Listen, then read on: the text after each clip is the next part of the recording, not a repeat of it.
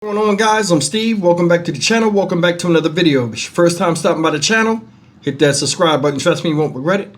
You're a returning subscriber as always, guys. Welcome back, and I do appreciate the support. Well, DRC family, make no mistake, the boogeyman does exist, or boogie woman, depending on the sex of this type of monster. It exists in all shapes, sizes, and colors. Comes from all different kind of backgrounds and religions.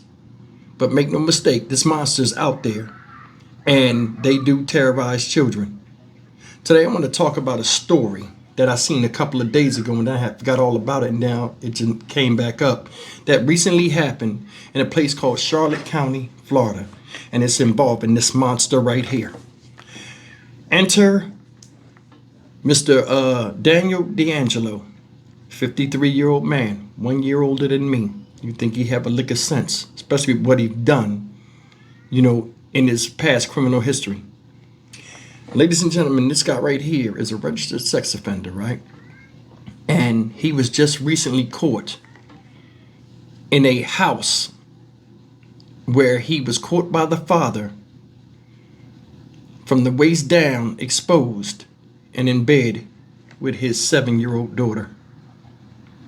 Now, luckily, he was caught before any real physical damage could occur, but the psychological damage will always remain, because when you see something, you can't unsee it, especially when you have the mind of a child.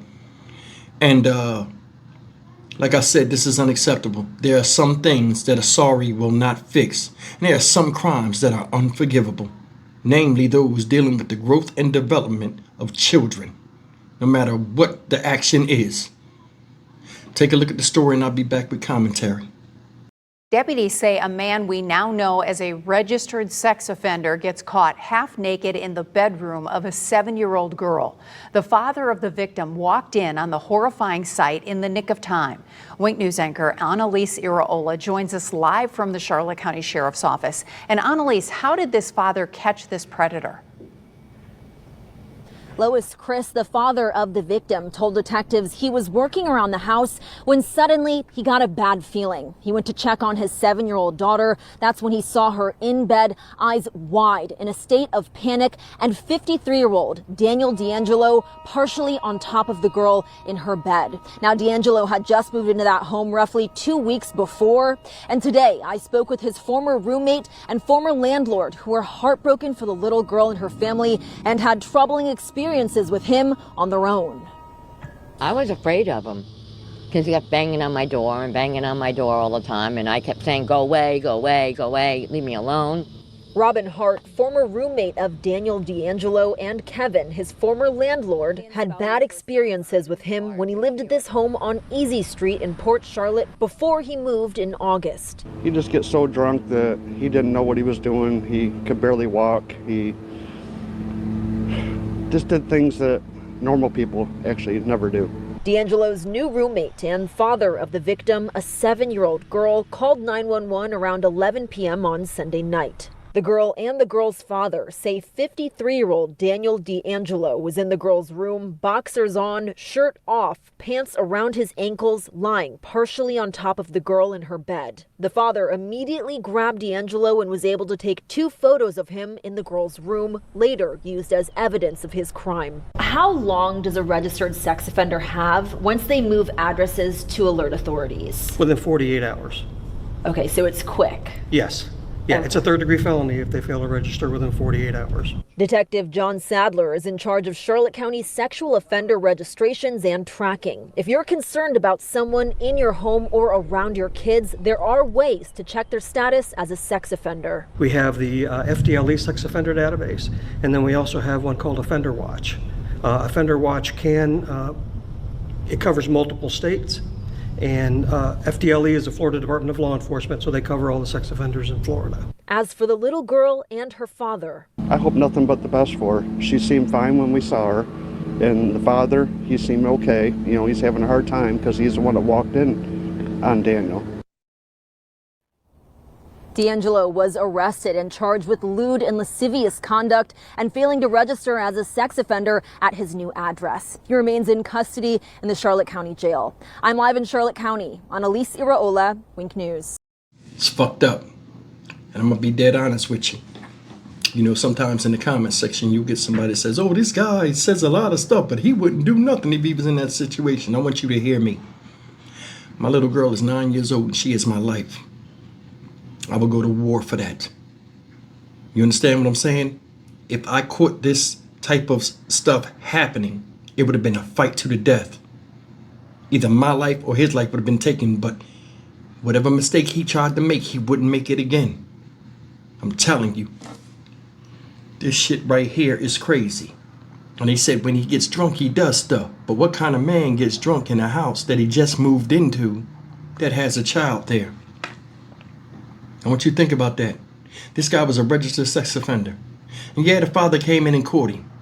But honestly, what kind of man has a 7-year-old little girl and a roommate and the little girl stays there? How come he didn't vet the father? Of course, you let him move into the house. You didn't vet this man. And even if you vetted him, wherever your kid go, you go. I don't trust nobody around my little girl, especially with today's perverse nature in society. This is crazy.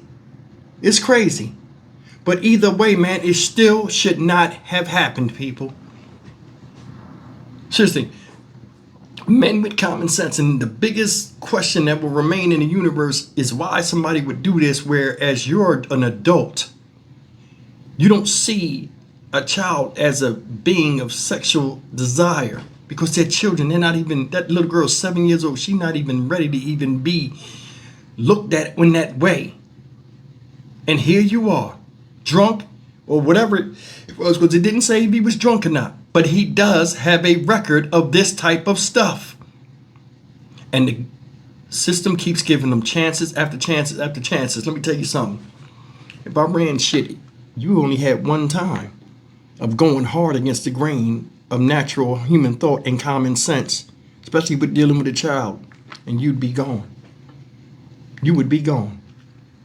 Because I'm going to tell you something. There are certain things in society that you know you shouldn't do. But people do it anyway. And there are some transgressions that you can't come back from. What that little girl experienced and what she's seen, you know what I'm saying? She shouldn't have at her age. She shouldn't be exposed to any type of sexually explicit material or any type of looking at a man a certain way, or a lot of some pervert, sick, twisted mindset pushed upon her, all because she exists as a female. Not feeling it.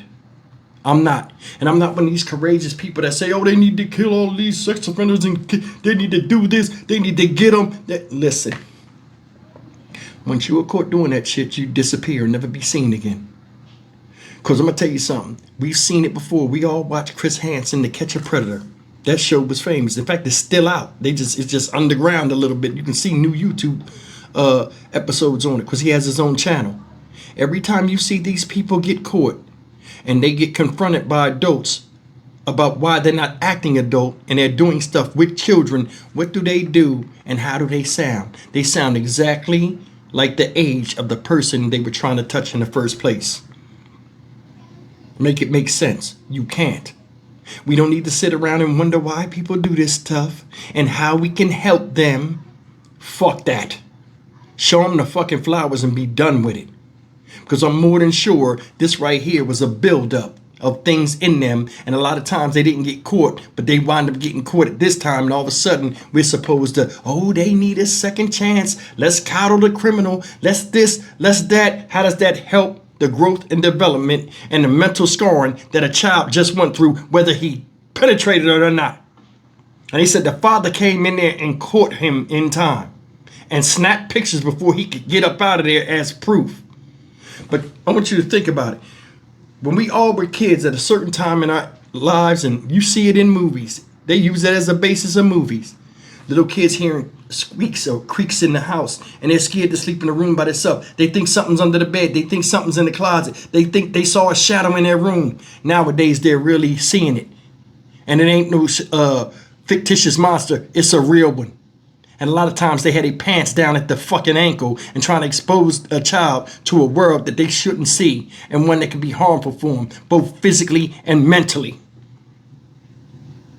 Fuck that. I'm Stock Market Steve for the Dynamic Reason channel. As always, like, comment, share, and subscribe. You keep your children close to you. Because even though you may think something may not happen and they can be safe in their own beds, you never know what can happen. I'll see you in the next video. Take care.